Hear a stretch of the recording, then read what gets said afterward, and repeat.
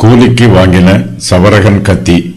அக்காலத்திலே ஆண்டவர் கூலிக்கு வாங்கின சவரகன் கத்தியினால், அதாவது நதியின் அக்கறையில் உள்ள அசீரியா ராஜாவினால் தலைமயிரையும் கால் மயிரையும் சிறைப்பித்து தாடியையும் வாங்கி போடுவிப்பார்.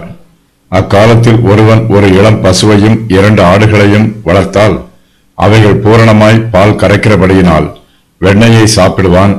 தேசத்தின் நடுவில் மீதியாய் இருப்பவன் எவனும் வெண்ணெயையும் தேனையுமே சாப்பிடுவான். யூதா தேசத்தின் மீது கர்த்தர் வரவழைக்கும் பேரழிவு உண்டாகும்.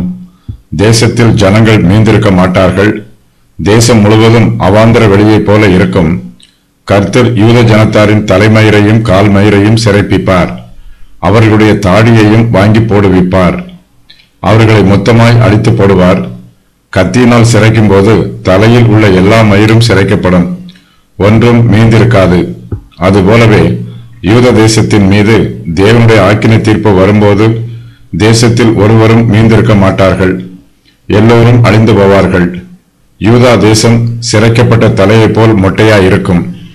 கர்த்தர் யூதாவின் புத்திரரை அழிப்பதற்கு அந்நிய தேசத்தாரை பயன்படுத்துகிறார். அவர்கள் கூலிக்கு வாங்கின சவரகன் கத்தியைப் போல இருக்கிறார்கள்.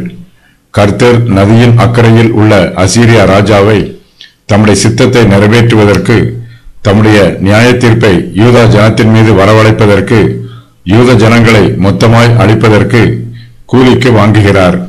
தம்முடைய வேலையை செய்வதற்காக அவர்களை வாடகைக்கு அமர்த்துகிறார்.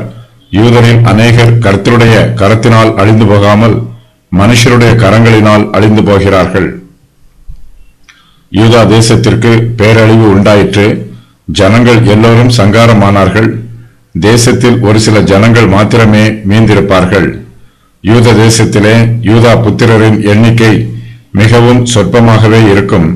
அசீரியாவின் ராஜா யூதாவின் புத்திரரை அழிக்கும் போது அந்த தேசத்தில் இருந்த பசுமாடுகளையும் ஆடுகளையும் அழித்து போட்டான்.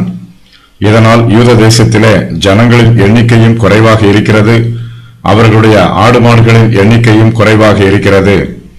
யூதாவுக்கு அழிவு வருவதற்கு முன்பாக அந்த தேசத்திலே யூதாவின் புத்திரர் திரளாய் இருந்தார்கள். அவர்களுடைய ஆடு மாடுகளின் எண்ணிக்கையும் திரளாய் இருந்தது. இப்போதோ அசீரியா ராஜா சங்கரித்த பின்பு யூத தேசத்திலே யூதாவின் புத்திரருடைய எண்ணிக்கையும் சொற்பமாய் இருக்கிறது, அவர்களுடைய ஆடு மாடுகளின் எண்ணிக்கையும் சொற்பமாய் இருக்கிறது. யாரிடத்திலும் பெரிய மந்தை இல்லை. ஒருவனிடத்தில் ஒரு இளம் பசுவும் 2 ஆடுகளும் மாத்திரமே இருக்கிறது. ஒருவனுடைய ஒரு இளம் பசுவும் 2 ஆடுகளும் பூரணமாய் பால் கறக்கும். இது அதிகமான பால் அல்ல, ஆனால் இதை பருகுவதற்கு கூட யூதா தேசத்திலே ஆட்கள் இருக்க மாட்டார்கள். ஒருவனே அவ்வளவு பாலையும் பருக வேண்டும். அவன் ஏராளமான பாலை சாப்பிடுவான், வெண்ணெயை திரளாய் சாப்பிடுவான். தேசத்தின் நடுவில் மீதியாய் இருப்பவன் எவனும் வெண்ணெயையும் தேனையும் மாத்திரமே சாப்பிடுவான். பால் சாப்பிடுவதற்கு கூட அவனுக்கு மனம் இருக்காது. ஜனத்தின் எண்ணிக்கை மிகவும் குறைவாக இருக்கும். ஒரு இளம் பசுவும் 2 ஆடுகளும் கறக்கிற பாலை சாப்பிடுவதற்கு கூட யூத தேசத்திலே போதுமான ஜனங்கள் இருக்க மாட்டார்கள்.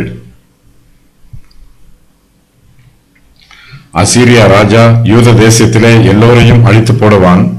அழிவு பேரழிவாக இருக்கும். மீதமுள்ளவர்களுக்கு கொஞ்சம் பாலும் தேனும் கிடைத்தாலும் அதுவே அவர்களுக்கு தாராளமாய் இருக்கும். அசீரியரும் எகிப்தியரும் யூதாவின் மீது படையெடுத்து வரும் அந்த காலத்தில் யூதாவின் அழிவு பூரணமாக இருக்கும். தலைமயிரை சிரைத்து மொட்டை அடித்தது போன்று யூதா துப்புரவாக அழிக்கப்படும். அசீரியாவின் ராஜா கூலிக்கு வாங்கின சவரகன் கத்தியாக ஒப்பிடப்பட்டிருக்கிறான். சீரியாவையும் எப்ராஹீமையும் அழிப்பதற்கு ஆகாஸ் அசீரியாவின் ராஜாவை கூலிக்கு வாங்கினான். ஆனால் அசீரியாவின் ராஜாவோ தன்னை கூலிக்கு வாங்கின யூதாவுக்கு எதிராக எழும்பிவிட்டான். யூதாவின் மற்ற சத்துருக்களை விட அசீரியாவின் ராஜா யூதாவை முற்றிலுமாக அழித்து போட்டான். அசீரியர் இஸ்ரவேலரை அழித்து விட்டார்கள். சொற்ப ஜனங்கள் மட்டுமே தேசத்தில் மீதியாக இருக்கிறார்கள். ஒரு இளம் பசுவின் பாலும் 2 ஆடுகளின் பாலும் மீதியாக இருக்கும் ஜனங்களுக்கு போதுமானதாக இருக்கும். இவற்றை பருகுவதற்கு கூட தேசத்தில் போதுமான ஆட்கள் மீதியாக இருக்க மாட்டார்கள்.